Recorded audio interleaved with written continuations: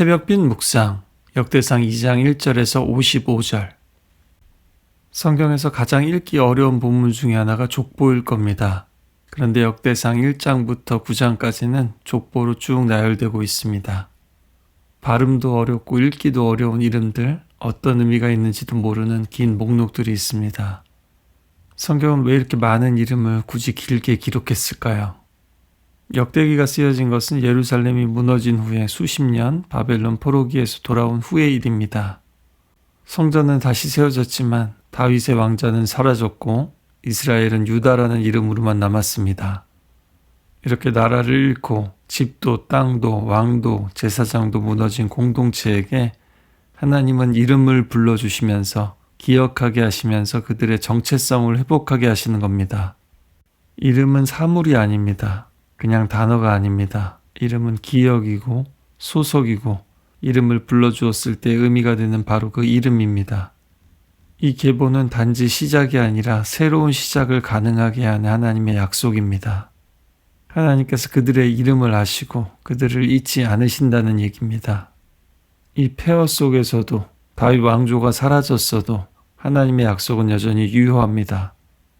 이스라엘은 그들의 뿌리를 기억함으로써 이제 흩어졌던 그 공동체가 하나로 묶여야 되는 겁니다. 이스라엘의 아들들로 시작하는 이 목록은 유다만이 아니라 지금 사라져버린 북쪽 지파까지도 다 포함하고 있습니다. 또 성경의 다른 데서는 잘 부각되지 않고 혹은 기록되지 않은 헤스론이나 람 같은 사람들이 부각되고 있습니다. 유다에서 유명하고 중심적인 인물들 뿐만 아니라 여라무엘이나 갈렙과 훌 같은 인물들, 또 다윗과는 직접 연결되지 않은 자손들도 언급하고 있습니다. 또 그들 중에 많은 사람들은 경계에 있거나 주변부에 있던 사람들입니다. 정치적으로나 지리적으로나 정체성 면에서 외곽에 있던 사람들도 많습니다.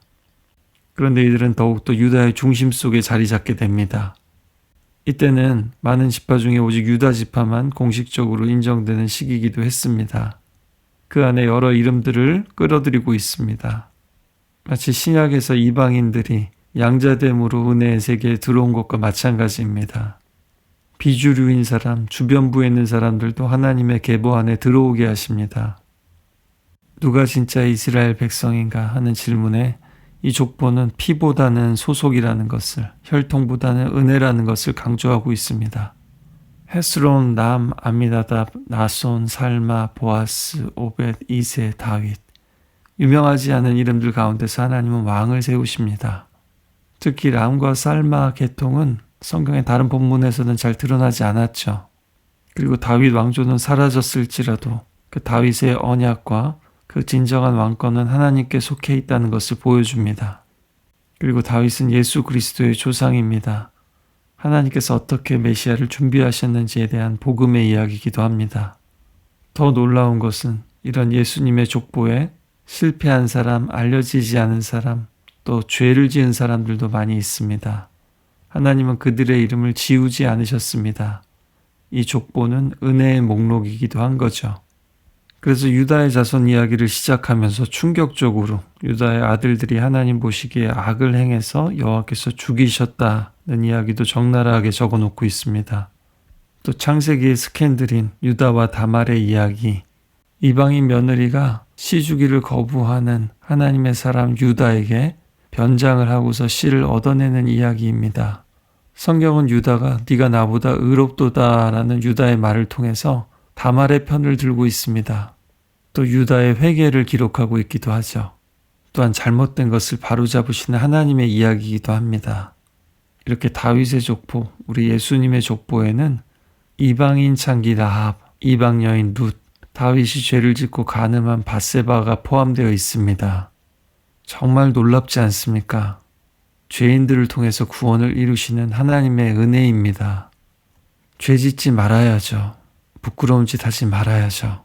그러나 때로는 우리가 죄를 짓고 넘어진다 할지라도 다윗처럼 진정으로 회개할 때 때로는 그 죄의 쓴맛을, 그 결과를 우리가 감당해야 될 때가 있지만 그럼에도 우리가 언약에서 구원에서 절대로 벗어나지 않는다는 것을 보여주고 있습니다.